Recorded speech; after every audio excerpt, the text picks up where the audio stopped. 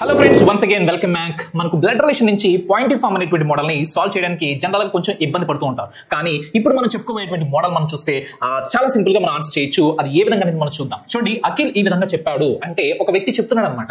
So ఎవరితో చెప్తున్నాడు అనేది మనకి ఇక్కడ తెలియదు. కానీ ఈ బాలిక నా తల్లి యొక్క మనవడి యొక్క భార్య అని చెప్పి ఒక సెంటెన్స్ చెప్పాడు. సో ఇక్కడ ఈ బాలిక అనేటువంటి దాన్ని మనం పక్కన పెట్టేస్తే నా అనేటువంటి దగ్గర నుంచి రెండో భాగంగా మనం తీసుకోవచ్చు. ఈ బాలిక అనేది మొదటి భాగంగా తీసుకోవచ్చు. రెండో భాగం చాలా పెద్దగా ఉంది కాబట్టి తను సింప్లిఫై చేద్దాం అనమాట. మొదటి భాగం పెద్దగా ఉన్నా కానీ సింప్లిఫై చేయొచ్చు.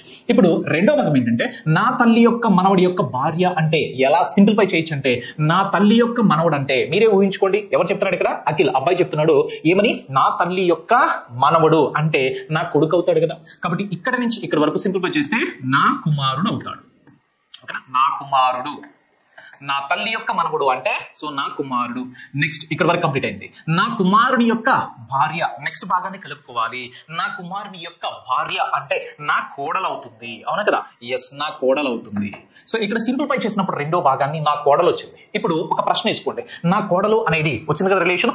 ఎవరు మీ కోడలు అనేటువంటి ప్రశ్న వేసుకుంటే ఈ మొదటి సెంటెన్స్ లో మీకు ఆన్సర్ దొరుకుతుంది.